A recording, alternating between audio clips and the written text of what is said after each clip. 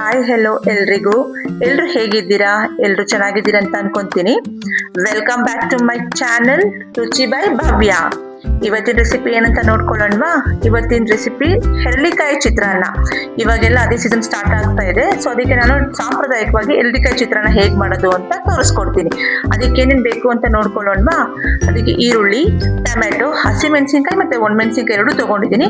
ಒಂದು ಹೆರಳಿಕಾಯಿ ತಗೊಂಡಿದ್ದೀನಿ, ಬೆಳ್ಳುಳ್ಳಿ ಜಜ್ಜಿಟ್ಕೊಂಡಿದ್ದೀನಿ, ಕರ್ಬೇವಿನ ಸೊಪ್ಪು, ಕೊತ್ತಂಬರಿ ಸೊಪ್ಪು, ಮತ್ತೆ ತೆಂಗಿನಕಾಯಿ ತುರಿ, ಕಡಲೆ ಬೀಜನ ಫ್ರೈ ಮಾಡಿ ಇಟ್ಕೊಂಡಿದ್ದೀನಿ, ಎಣ್ಣೆ, ಅರಿಶಿನ ಪುಡಿ, ಉದ್ದಿನ ಬೇಳೆ, ಜೀರಿಗೆ, ಸಾಸಿವೆ, ಉಪ್ಪು, ಮತ್ತೆ ಇನ್ನೊಂದು ಸೀಕ್ರೆಟ್ ಇಂಗ್ರೀಡಿಯೆಂಟ್ ಇದೆ, ಅದು ಲಾಸ್ಟ್ ವರೆಗೂ ನೋಡಿದ್ರೆ ಗೊತ್ತಾಗುತ್ತೆ ಏನದು ಅಂತ. ಟೇಸ್ಟ್ ಎನ್ಹಾನ್ಸ್ ಮಾಡುತ್ತೆ ಅದು.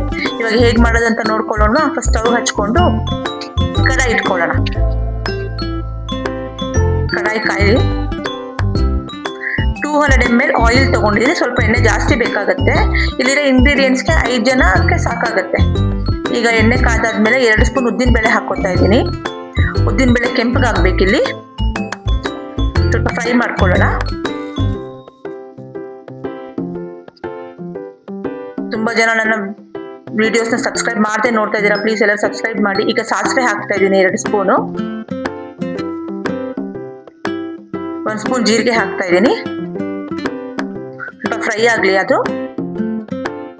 ಈಗ ಒಂದು ಟಿಪ್ ಏನಂದ್ರೆ, ಎಣ್ಣೆಗೆ ಅರಿಶಿನ ಪುಡಿ ಹಾಕಿದ್ರೆ ನಿಮ್ಗೆ ಚಿತ್ರಾನ್ನ ಒಳ್ಳೆ ಕಲರ್ ಬರುತ್ತೆ. ಆಮೇಲೆ ಹಾಕೋಕ್ಕಿಂತ ಇವಾಗಲೇ ಹಾಕಿದ್ರೆ ತುಂಬಾ ಚೆನ್ನಾಗಿ ಕೊಡುತ್ತೆ ಕಲರು.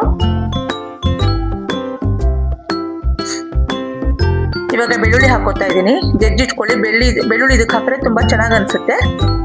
ಒಳ್ಳೆ ಫ್ಲೇವರ್ ಕೊಡುತ್ತೆ.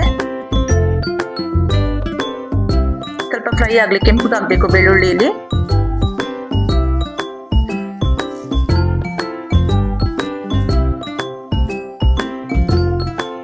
ನೆಕ್ಸ್ಟ್ ಇಲ್ಲಿ ಕರ್ಬೇವಿನ ಸೊಪ್ಪು ಹಾಕೋತಾ ಇದ್ದೀನಿ.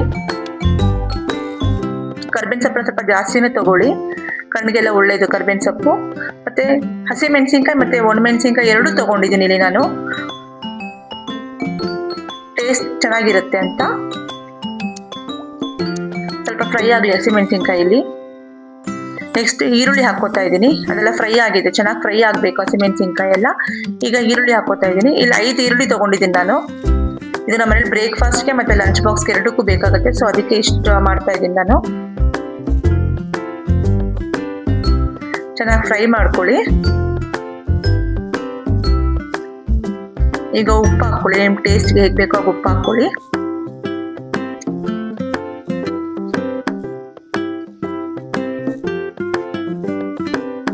ಮತ್ತೆ ಹೇಗೆ ಅನಿಸಿದೆ ನನ್ನ ವಿಡಿಯೋಸ್ ಎಲ್ಲ? ಯಾರು ಕಮೆಂಟ್ ಮಾಡ್ತಾ ಇಲ್ಲ. ಪ್ಲೀಸ್ ಕಮೆಂಟ್ ಮಾಡಿ ಹೇಗಿದೆ ಅಂತ ಅಂದ್ಬಿಟ್ಟು.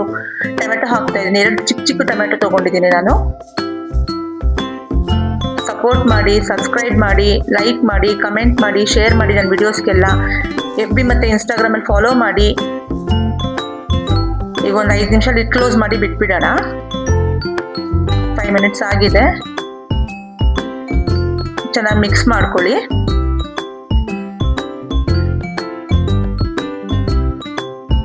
ನೋಡಿ, ಇಷ್ಟ ಆಗಿದೆ ಇದು.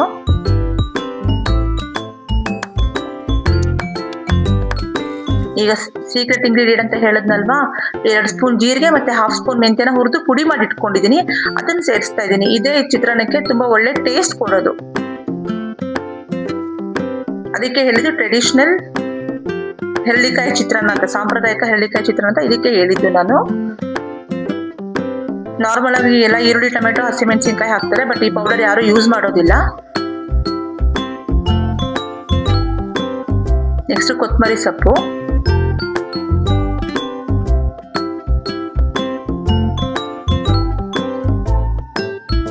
ಚೆನ್ನಾಗಿ ಮಿಕ್ಸ್ ಮಾಡ್ಕೊಳ್ಳಿ. ಕೊತ್ತಂಬರಿ ಸೊಪ್ಪು ಹಾಕಿ ಲಾಸ್ಟ್ಗೆ ಸ್ಟವ್ ಆಫ್ ಮಾಡಿಬಿಟ್ಟು ಹೆರಳಿಕಾಯಿ ಜ್ಯೂಸ್ನ ಹಾಕಬೇಕು, ಇಲ್ಲಾಂದ್ರೆ ಕಹಿ ಬಂದ್ಬಿಡುತ್ತೆ. 1 ಹೆರಳಿಕಾಯಿ ಫುಲ್ಲು ತೊಗೊಂಡಿದ್ದೀನಿ ನಾನು. ಬೇಕಿದ್ರೆ ಹುಳಿ ಕಮ್ಮಿ ಆಯಿತು ಅಂದರೆ ಮತ್ತೆ ಅನ್ನ ಕಲಿಸ್ಕೊಳ್ಳುವಾಗ ಹಾಕೊಂಡ್ರೆ ಆಯಿತು.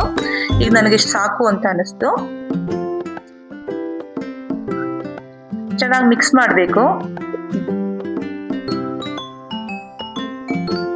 ರೆಡಿ ಇದೆ, ಇವಾಗ ಗೊಜ್ಜು ರೆಡಿ ಇದೆ. ನೆಕ್ಸ್ಟ್ ವಿಡಿಯೋಗೆ ಮಾತ್ರ ನಾನು ಸ್ವಲ್ಪ ರೈಸ್ ಕಲಿಸ್ಬಿಟ್ಟು ನಾನು ತೋರಿಸ್ತಾ ಇದ್ದೀನಿ ನಾನು.